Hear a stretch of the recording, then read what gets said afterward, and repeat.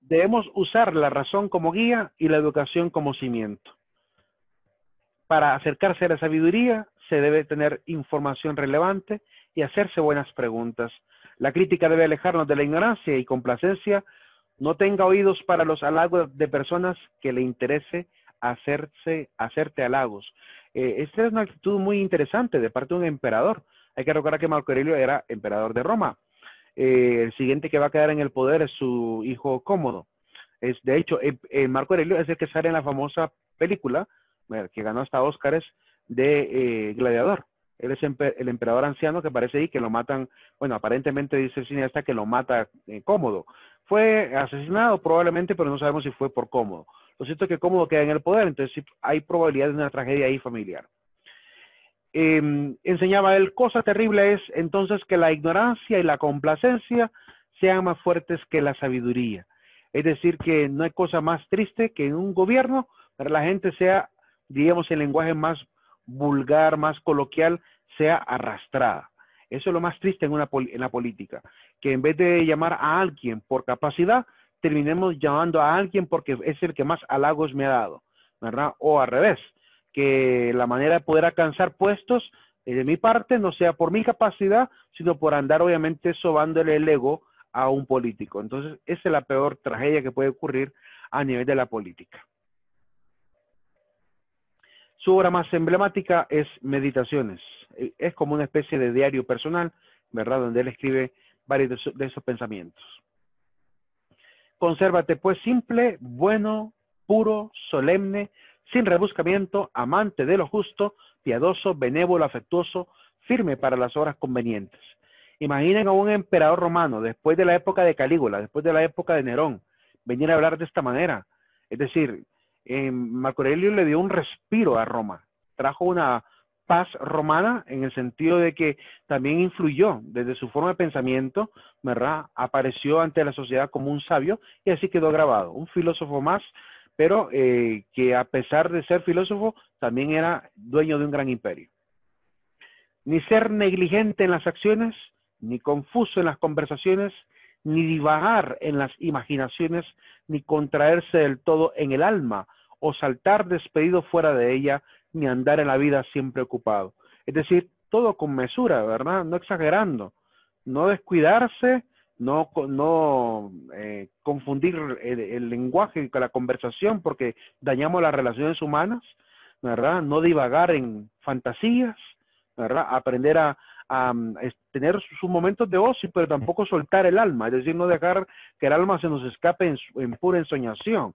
Y obviamente tener la vida siempre ocupada también es un poco, se puede decir, dañino, ¿verdad? Nos podemos volver como le dicen en inglés, workaholic, ¿verdad? Es decir, alcohólico de trabajo, ¿verdad? Entonces tenemos que aprender a tener mesura en todo, para no caer obviamente esclavo de nada. Y la última frase, borrar la imaginación, frenar el impulso, apagar el deseo, tener en tu poder la dirección del alma. Marco Aurelio es uno de los que pensaba que no hay gobierno mejor ni más grande y excelente que conquistar que el de la propia conciencia y los placeres, que hay que aprender a dominar también.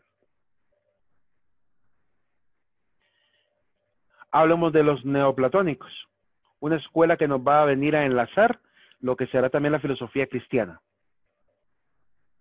Se le llama neoplatónicos porque evidentemente van a retomar a Platón y van a seguir influenciando la idea de la dualidad. El primer personaje es el fundador, que se llama Numenio de Apamea. Inicialmente solo conocía que se llamaba Numenio, no hasta hace poco me puse a investigar para preparar la clase de dónde procedía él, ¿verdad? Y es de Apamea, siempre en Grecia. Según Eusebio, obispo de Cesarea, es el fundador, ¿verdad? El fundador es Numenio. Hay que recordar que Eusebio de Cesarea es un famoso padre de la iglesia, ¿verdad? Es un obispo católico y va a retomar la filosofía de Numenio y la va a utilizar también para explicar un poco el tema de la Santísima Trinidad. Ya veremos por qué. El objetivo de este obispo era conciliar el pitagorismo y el platonismo y también el objetivo de Numenio. Él enseñaba a Numenio el aristotelismo y el platonismo, un poco de ambos. Hasta el día de hoy lo seguimos haciendo. En la Facultad de Filosofía se sigue haciendo, enseñando ambas posturas. por mucho que Aristóteles haya superado a Platón, hay cosas de Platón que son valiosas y seguramente ustedes habrán encontrado más de alguna. Como Dios es el Dios supremo, el ser primitivo, es decir, el Padre, no puede entrar en comunicación directa con el mundo visible, ni obrar inmediatamente sobre la materia. Este es un argumento que también sirve para poder hablar de la posibilidad, en la teodicea se le llama el argumento del murciélago, que consiste en lo siguiente: no podemos afirmar que Dios no existe porque no lo veamos, porque el murciélago es incapaz de ver la luz, y no porque él no pueda ver la luz significa que la luz no exista. Por lo mismo puede suceder con el hombre, que esté imposibilitado naturalmente para poder ver la esencia de Dios o la naturaleza de Dios. Y ya que Dios es el fundador de todo el universo, evidentemente está en otra dimensión diferente a la del universo mismo. Es de otra especie de sustancia. No queremos llamarle materia porque no sabemos si es material, ¿verdad? Pero suponemos que es sobrenatural, está por encima de la naturaleza del universo, y por tanto no podríamos obviamente tener huella física de él dentro del universo. Sería un poco absurdo.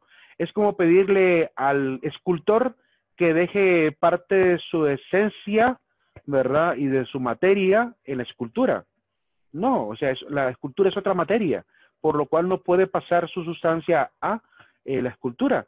Puede dejarle forma, puede dejarle materia, pero no puede evidentemente dejar su sustancia de escultor en la materia de la escultura. Lo mismo, Dios no puede dejar su sustancia de Dios, ¿verdad?, en la materia del universo.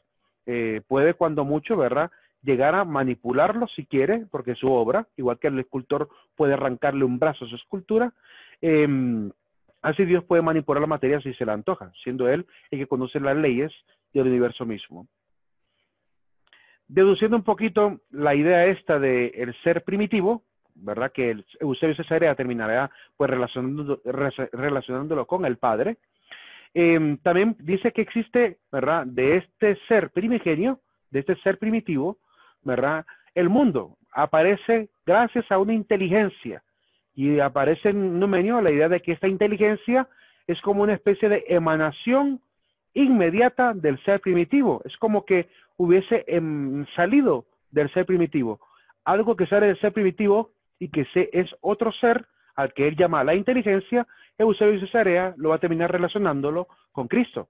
Entonces, existe un ser primitivo que sacó una inteligencia para fundar la materia, ¿verdad? Pero esa inteligencia es algo también que tiene cierta personalidad. Por tanto, es de la misma sustancia del ser primitivo, y a la vez, ¿verdad?, es un ser también con una sustancia semejante, que es una sustancia idéntica. Entonces dice que hay una emanación inmediata del ser primitivo. Este demiurgos, en la lengua griega, demiurgos hace referencia al ser que crea. Es una divinidad, ¿verdad?, que crea, una divinidad secundaria, que Eusebio Cesarea terminará resonando con Cristo o el Hijo. Produce a la vez una tercera, que rige, gobierna, armoniza las diferentes partes del universo, como si dijéramos que el universo tiene un alma espiritual. Desde aquí donde Eusebio Cesarea relaciona esta alma universal con el Espíritu Santo, la cual en unión con la inteligencia y el Dios Supremo forman una triada, dijo Numenio, aunque la Iglesia la va a terminar llamando Trinidad, en vez de triada, porque triada es hablar de tres seres distintos. En la Iglesia llama más bien Trinidad, es decir, triunidad. Tres seres que son una sola sustancia, ¿verdad? Son consubstanciales, le llamamos, a esa naturaleza de Dios. Por lo cual aquí vemos que hay una relación bastante íntima entre lo que Numenio va a decir antes o casi contemporáneamente al cristianismo, y lo que los cristianos van a poder obtener como riqueza de su propia filosofía. Ese es el fundador del neoplatonismo. El siguiente personaje es Plotino.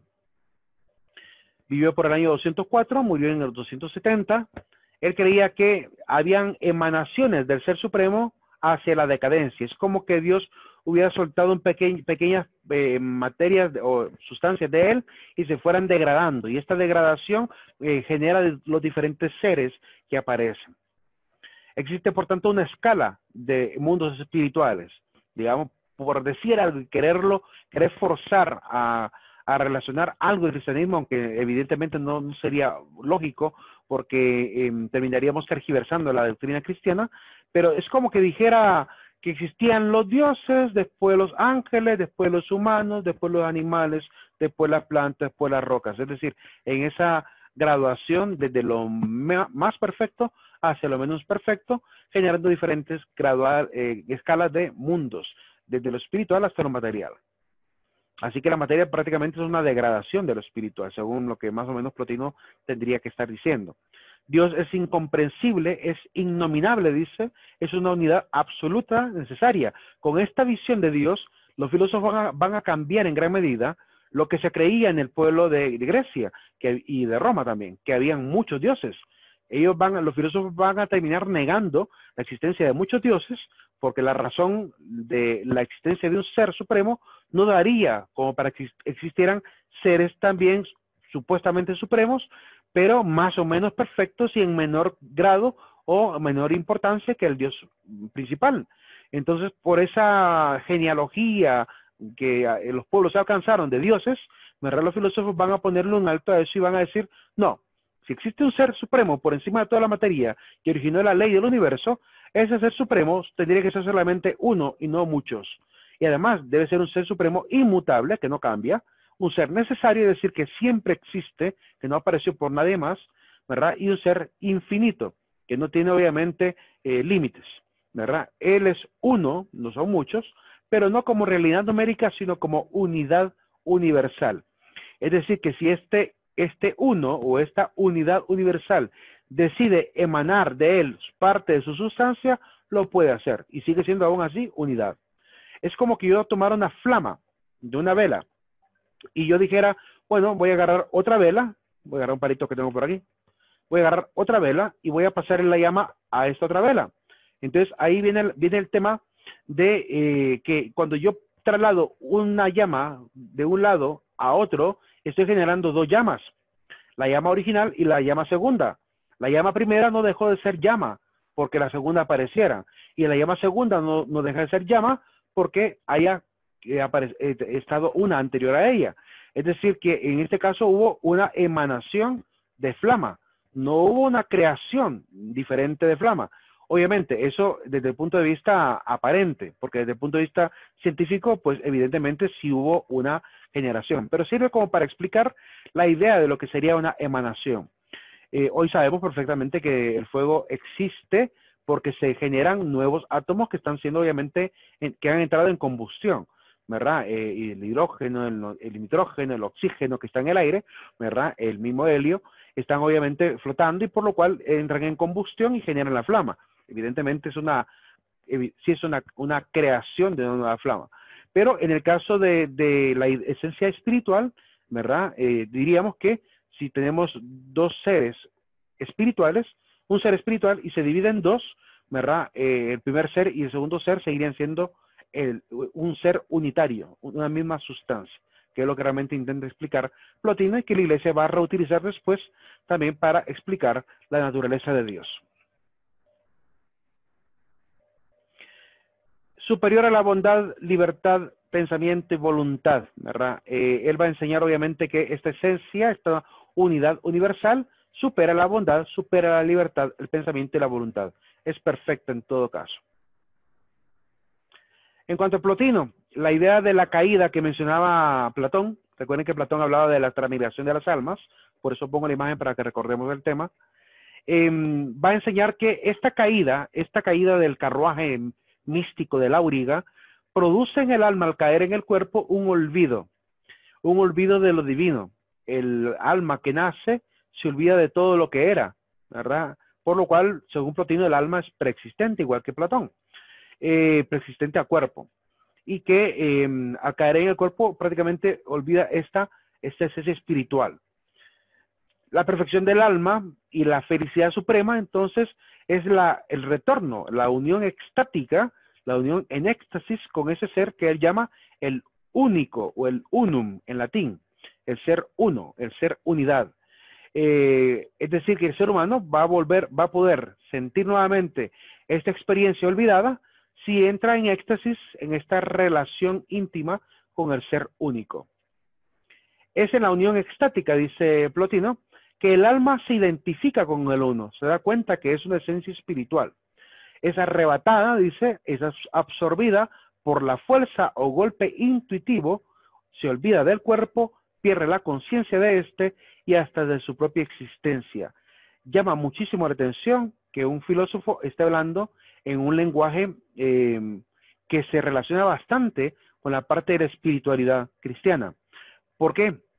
Porque en la Iglesia Católica, por ejemplo, tenemos la experiencia de muchísimos místicos cristianos nuestros de la historia de 2000 años de cristiandad, que tuvieron experiencias extáticas, es decir, que tuvieron éxtasis espirituales.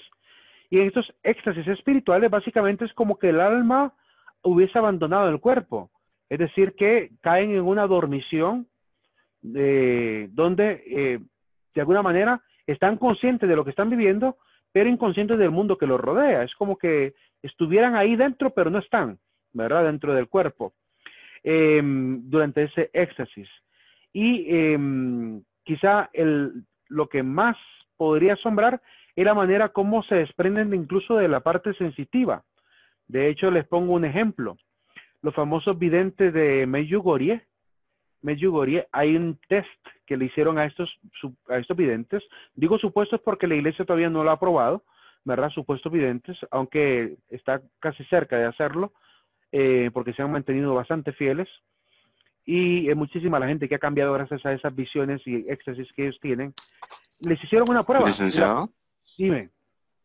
disculpe, lo que usted está refiriendo son los mismos sueños astrales que le llaman, que el cliente mira cómo se desprende el cuerpo, algo así. Mira, podríamos decir que Plotino se estaba refiriendo a los sueños astrales. Podríamos decir que él sí se refería a eso. Pero en el mundo católico no creemos en los sueños astrales, creemos nada más en el éxtasis espiritual. ¿Cuál es la diferencia? Que en el sueño astral, según los gnósticos, el cuerpo se queda y el alma sale a flotar. Sale del cuerpo totalmente, se desprende. Y solo queda una especie de cordón umbilical espiritual que le impide al alma salir totalmente del cuerpo como para que el cuerpo muera. Esa es la idea que tienen del viaje astral.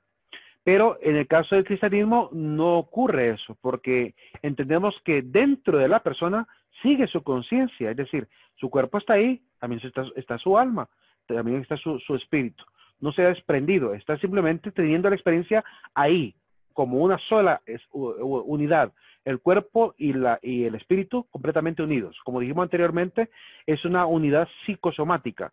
No, tanto cuerpo como espíritu están siendo una sola sustancia, por lo cual no hay división, no se separa, ¿verdad? Es decir, la persona no es que se fue a flotar en el universo como creen los gnósticos, sino que está ahí, ¿verdad? Está presente en su cuerpo, teniendo ese momento de éxtasis.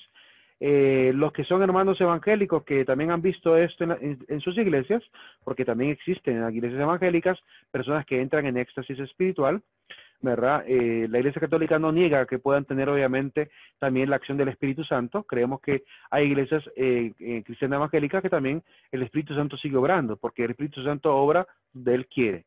Y si Él quiere obrar en diferentes iglesias, lo va a obrar, ¿verdad? Por lo cual la Iglesia no pone ningún pero a eso.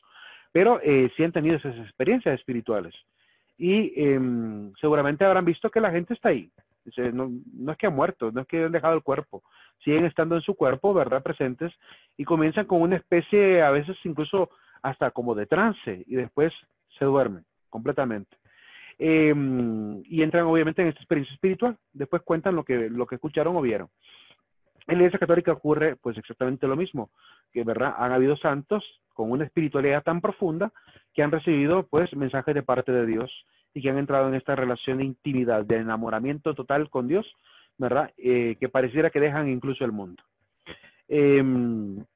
Como en la última vez que tuvimos, recientemente estuvimos de la Universidad Católica con Marilla Pavlovich, la vidente de Medjugorje, y ella cuando le hicieron una pregunta de cómo se vestía la Virgen en estas visiones, ella respondió que su vestido era como si el cielo hubiese bajado a través de ella, por lo cual dan ganas como de agarrarse del vestido e irse volando con ella. Es decir, así es el éxtasis, dan ganas de quedarse ahí, como el caso de Pedro en la Biblia.